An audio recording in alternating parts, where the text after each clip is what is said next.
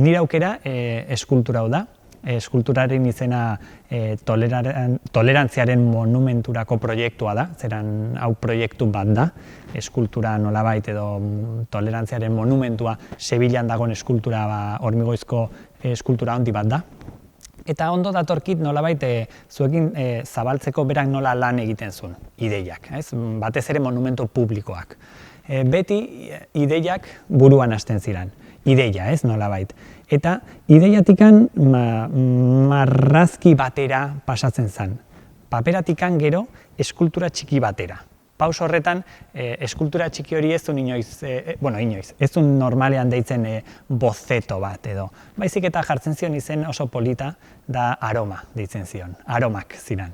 Zergatikan aroma bat, berak idazten zuna, erderaz idazten zuen, baina berak esaten zuna, zan sigo un aroma hasta llegar a la obra. Aroma bat jarraitzen dut eskulturara iritsi arte. Eta honek ze esaten digu? Esaten diguna da bere lana nolabait oso lan irekia dela. Ez dago itxita ideia bat hau horrela izan behar du. Baizik eta prozedura bat da, eta prozesu horretan gauzak aldatzen dira. Normalean ere bai eskala aldatzerakoan materialak ere ez dute era berean jokatzen. Eta orduan berdin egitea ezinezkoa da. Eta berak horrela ulertzen zuen. Eta lan ireki bat zan, beti orainean egindakoa.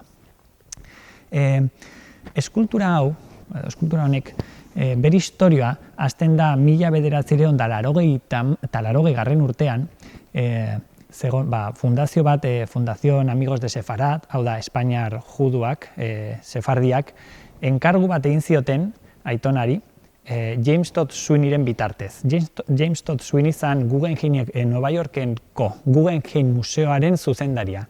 Aitonak hor 80. urtean erakusketa bat egin zuen, eta erlazioa zakaten, judutarra zan bera ere bai, James Todd Sweeney, eta enkargua hortikan zetorren.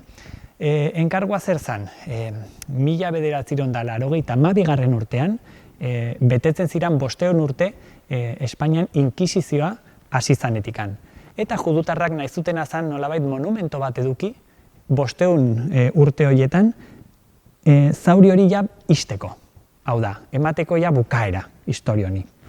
Eta aitonak bera nolabait beti oso, nola esango nukenik, giza eskubideen aldekoa beti izan zen, berarentzat hori oinarri ikaragarrizkoa zen, bera nolakoa zen, bere jokaeretan, bere lanean eta dana, eta beti bera bazekin nolabait zegola posizio oso aberats batean gizarteari hitz egiteko, eta orduan noski baietz esan zuen, proiektu hau asko gustatu itzaion, eta baietz esan zuen.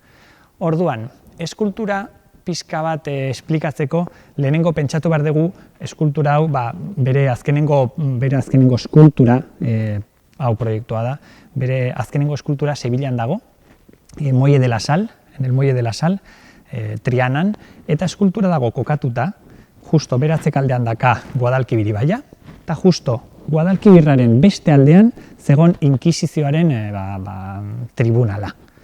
Orduan, eskulturak inkisizioari sorbalda ematen dio nolabait, beso bat irekita daka, bigarren besoa lurra ikutzen dago eta zerura begira dago, lurra eta zerua nolabait hurbiltzen, gizakiak eta jainkoak ere bai hurbiltzen, eta bere barnean sortzen duna da ikaragarrizko lekua, un espazio, nun berriro judutarrak, kristauak, musulmanak guztiak, beti berriro barne, eskulturaren barne, besarkada bat emateko lekua sortzen, inkisizioari sorbalda edo espalda ematen, eta denak bakoitzaren jaingoikoarekin nolabait ukitzen ere bai, baina tolerantziarekin. Hori da eskulturaren esan nahia.